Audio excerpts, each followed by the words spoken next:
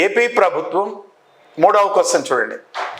2047 నాటికి ప్రజలందరూ సురక్షితమైన అంటే స్థిరమైన గౌరవప్రదమైన రెస్పెక్టబుల్ మరి అర్థవంతమైన మీనింగ్ఫుల్ జీవనాన్ని గడపడానికి P4 నమూనా తీసుకొచ్చారండి.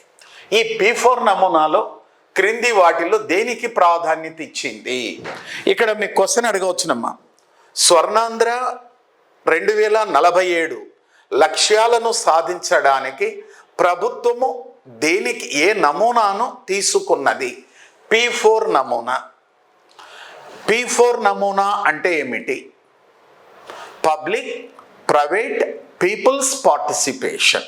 P4 నమూనాకు ప్రాధాన్యత ఇచ్చినది. సో ఈ నమూనాలో ప్రధానమైనటువంటి ఉద్దేశం ఏమిటి? ప్రజలందరూ కూడా సురక్షితమైన జీవనాన్ని గడపాలి, ప్రజలందరూ కూడా గౌరవప్రదమైన జీవనాన్ని గడపాలి, ప్రజలందరికీ కూడా మీనింగ్ఫుల్ అర్థవంతమైన జీవనం గడపాలి. మరి దీనికోసం ఏ నమూనాని ప్రతిపాదించినాడు? P4 నమూనాని ప్రతిపాదించినాడు. దీంట్లో ఏమిటి? మరి P4 నమూనా ఎన్ని అంశాలపై దృష్టిని పెట్టింది? జీరో పావర్టీ, శూన్య పేదరికం, జీరో పావర్టీ. రెండవది వనరులను సమానముగా పంపిణీ చేయడం. 2 equitable distribution of resources.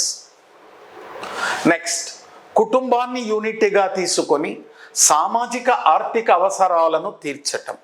Provide socio economic needs to the people, family as a unit.